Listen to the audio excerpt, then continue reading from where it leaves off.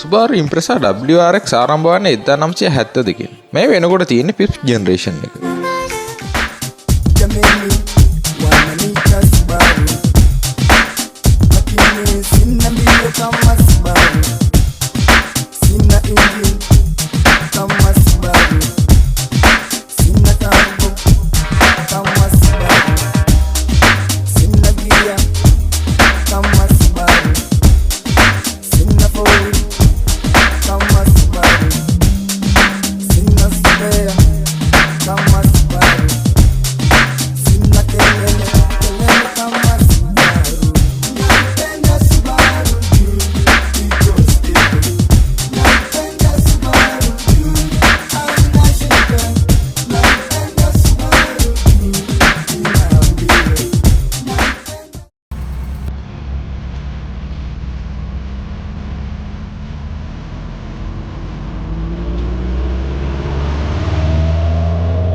අද අපි ඔබට ගෙනහරලා තියෙන්නේ 1996 නිෂ්පාදිත first generation Subaru Impreza WRX STI modified car එක. STI කියන එකේ වචන තේරුම Subaru Technica International කියන එක. STI එකෙන් මොකද්ද වෙන්නේ කියනවා නම් STI කියන්නේ වාහනේ performance එක වැඩි වෙන විදිහට engine tune කරලා transmission and suspension ඒකට හරියන විදිහට වෙනස් කරලා දෙන එකට.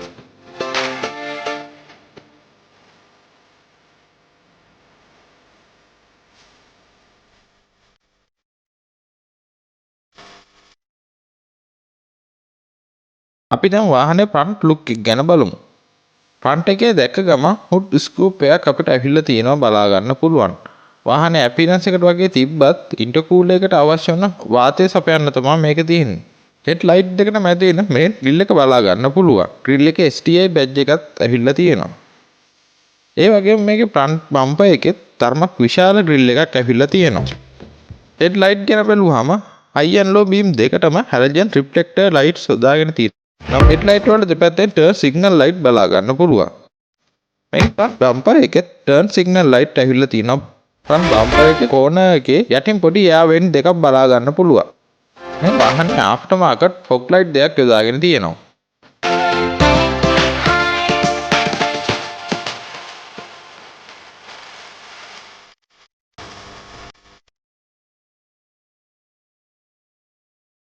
side view එක ගැන බලුවාම අපි මුලින් ටයර් සයිස් එක ගැන කතා කරමු.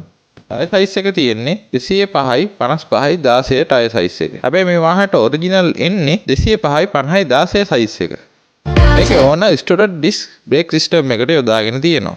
සයිඩ් එකේ ටර්න් සිග්නල් ලයිට් එකක් බලා ගන්න පුළුවන්. වීල් එකටත් ෆ්‍රන්ට් ඩෝර් එකටත් මැද්දට වෙන්නේ. කාර් එකේ ෆුවල් ඩෝර් එක දීලා තියෙන්නේ ඩ්‍රයිවර් සයිඩ් එක පැත්තට. ඒ කියන්නේ රයිට් සයිඩ් එකට. ෆුවල් ටැන්ක් කැපැසිටි එක ලීටර් 60ක්.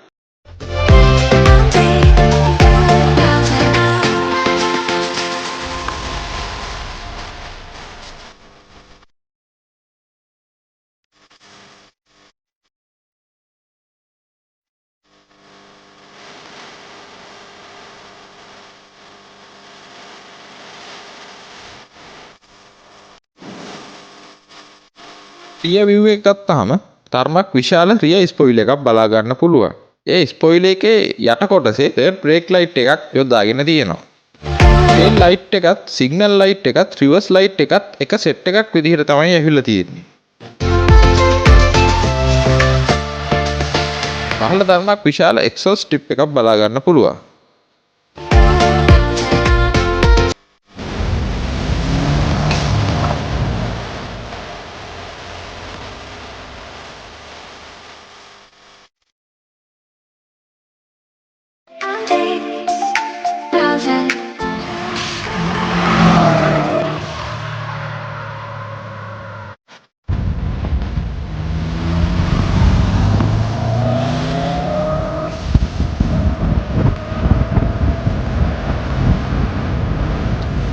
මේ වාහනේ තියෙන්නේ 2 liter turbocharged flat 4 engine එකක්. මේකේ brake horsepower එක 276ක් සහ torque එක newton meter 329ක් වෙනවා. engine එකේ modification එකක් විදිහට titanium valve spring යොදාගෙන තියෙනවා. වෙන කිසිදු වෙනසක් engine එකේ සිදු කරලා නැහැ. මේකේ තව aftermarket third blow off එකක් use කරලා තියෙනවා. තව fuel pump එකට AVS 265 model එකේ fuel pump එකක් use කරලා තියෙනවා.